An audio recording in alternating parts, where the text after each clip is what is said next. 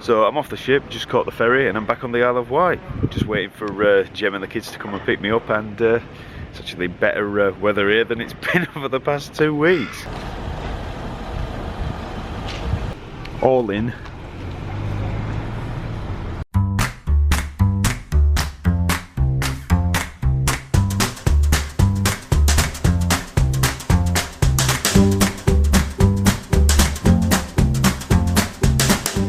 Here we are, back where we started.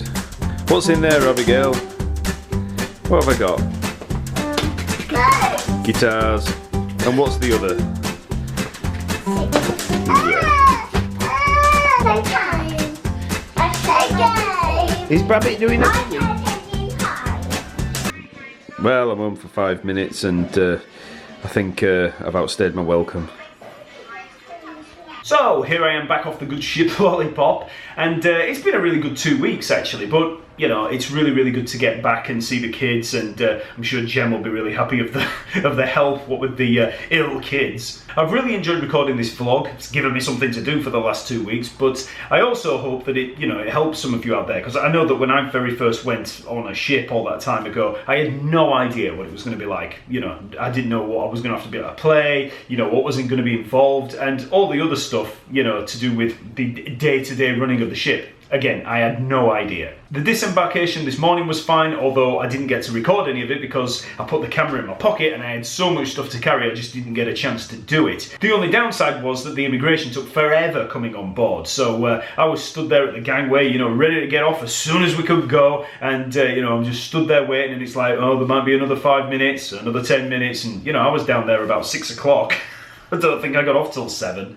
One thing to bear in mind when looking through these vlog episodes is that every cruise line and every cruise ship are different, and even every cruise is different. So just because you see how it all works on this vlog doesn't necessarily mean that, you know, your experience of it is going to be exactly the same. You know, you get a rough idea of how things might be, but it can be a lot different. As I talked about in the earlier vlogs, if you're on a bigger ship, bigger cruise line, something like Royal Caribbean or Carnival, you're going to have a lot of younger people on board. There's going to be a lot more parties. There's going to be a lot more stuff going on with the social scene. Also, when you're gigging on a night, you're going to be playing a lot more party stuff. You're going to be playing stuff that's, you know, a lot more modern. You're going to have a younger audience. You know, on Fred Olsen on Balmoral, they're all, you know, over 60, let's say. So the stuff that we play is all going to be of a certain era. Also, as I've mentioned in quite a few of the vlogs, the cabin situation is often going to be very different. You're often going to be sharing with somebody. I mean, I got my own cabin. That is an absolute luxury. That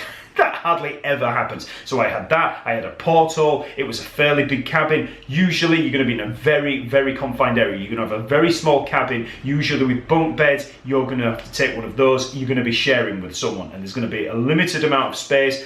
You obviously can't just bring on everything to accommodate your lifestyle. So if you're the kind of person that find it hard to share a very small living space with another person, then cruise work might not be for you. Also, if you've got any habits, or if you've got any special requirements, or anything that a cruise line might have to make certain special allowances for, then again, cruising might not be for you. You might be vegetarian, you might be vegan, you might smoke 40 cigarettes a day, you might be alcoholic, you might need an isolated area to meditate, you might have anger issues, you might have issues with authority in general, you might snore too much, you might be addicted to smack. With all of that stuff, you'd have to do some serious thinking about whether cruise work is for you. Now, I'm not saying it's impossible, it's just that cruise lines are notoriously bad when it comes to helping you out with certain aspects of, let's say, your lifestyle. But let's say that you do want to get into cruise work. How do you go about it?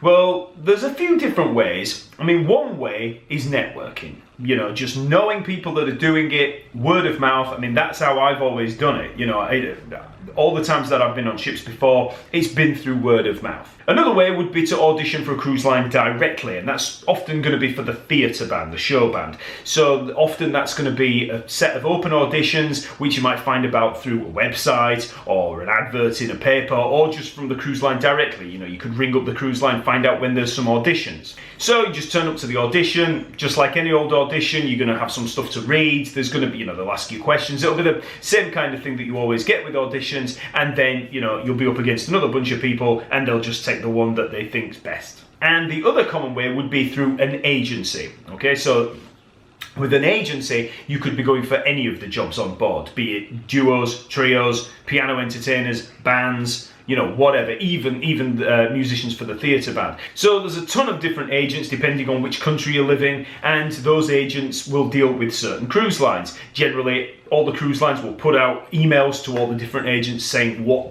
jobs are available, and then they'll put those certain artists in. So then they just look on the books, see who there is, ask you if you're available, and then take you on. In terms of finding those agents, usually the best way is through networking, you know, so finding some people, or, you know, asking some people that already do cruise work and finding out which agents they use. Aside from that, Google is your friend, obviously, so you could just put in a search for agents that deal with cruise ships and see what comes up. Finally, there's one very popular agency that is used a lot, and that's ProShip. So if you look for ProShip, their website, they'll do an audition through Skype, send you some sight reading stuff. You know, you have to go through a bunch of tests, and then if you're up to the job, then they'll put you on their books, and then every time they've got a cruise job in, they'll send it out to different people, see who's available.